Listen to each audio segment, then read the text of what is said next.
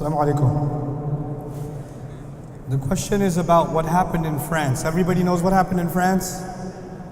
You guys know what happened in France? Charlie Hebdo? Okay. I have a few things to say about that. And I think there are probably other questions about this too, so I'll combine all of my thoughts on this issue, inshallah ta'ala, and put them as briefly as I can.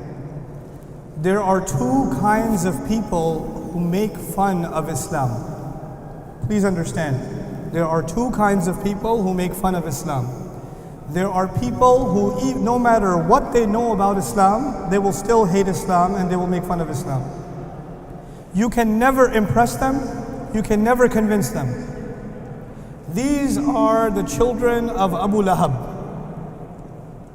You can never convince them. Even if the Prophet ﷺ is living next door, you cannot convince them. The second kind of people that make fun of Islam know nothing about Islam. They have no idea about Islam. All they know is the crazy behavior of Muslims. That's all they know. And so they assume that the Muslims are crazy because Islam made them crazy. So they're actually not making fun of Islam, they are making fun of Muslims. Because Muslims do ridiculous things. This is the first point. There are how many kinds of people who make fun of Islam? Two. People who do it on purpose, and they are actually making fun of Islam, and then people who are actually criticizing Muslims through their humor. That's the first thing. The second thing is that there is a difference between the enemies of Islam today and the enemies of Islam at the time of Rasulullah sallallahu alaihi wasallam. Please listen to this carefully. At the time of Rasulullah sallallahu alaihi wasallam, the enemies of Islam were there because the Rasul sallallahu alaihi wasallam was inviting people to be honest. He was challenging corruption. He stood for justice. He was telling people that the slave and the slave master are equal. They have to stand in one line. He was destroying the system of Quraysh and replacing it with the justice of Islam. They became his enemies because he was talking about the truth. And every time you meet the Prophet ﷺ, and every time you meet a Sahabi of the Prophet ﷺ, you will get the same exact message of truth. Not only in their speech, but also in their practice. And that some people hated it.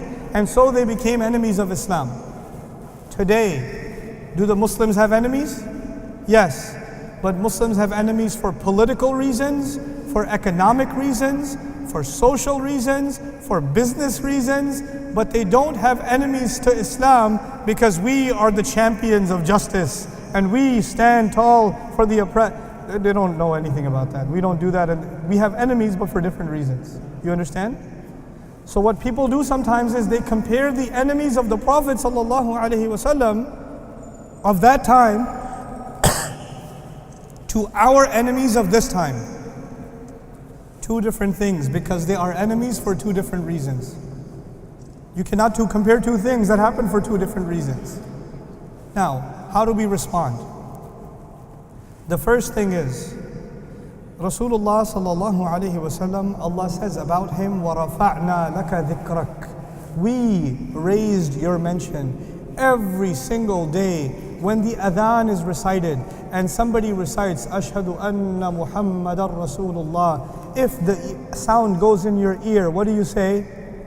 Sallallahu alaihi wasallam. Every single second of the day, somewhere in the world, there is adhan happening. And somebody is saying, Sallallahu Alaihi Wasallam. We are elevating the mention of Rasulullah Sallallahu Alaihi Wasallam 24/7. 24/7, not by one person, billions of people. And on top of all of that, that's just human effort. But on top of all of that, إِنَّ اللَّهَ وَمَلَائِكَتَهُ يُصَلُّونَ عَلَى النَّبِيِّ. Allah and the angels are sending salawat upon the Prophet sallallahu alaihi wasallam. So I am trying to raise his status, but Allah himself raises his status. And all the angels raise his status. So when one idiot of a human being, when one dog barks it takes nothing away from the dignity of Rasulullah sallallahu alaihi wasallam. It is as stupid as thinking that a dog, somebody spitting at the sun. When you try to spit at the sun, it'll come on your own face. You cannot make fun of Rasulullah sallallahu alaihi wasallam. It is impossible. It is impossible. We have to learn to adopt the attitude of Rasulullah himself sallallahu alaihi wasallam. His name is Muhammad. But when they criticized him and they made fun of him and they called him Mudhammam, when Hind called him Mudhammam, he said, she's talking about someone else.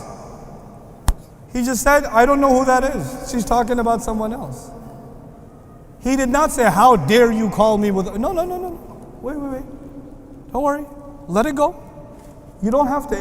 Let me tell you this. If a dog is barking at you, you're walking on the street, a dog came, ruff. What do you say? Oh yeah? Ruff. When a dog is barking at you, what do? You leave it alone. You leave it alone. Let these dogs bark. Let them bark. Actually, when you answer them, then they get louder. And then more dogs show up. These people need attention. They need attention. That newspaper had few thousand distribution.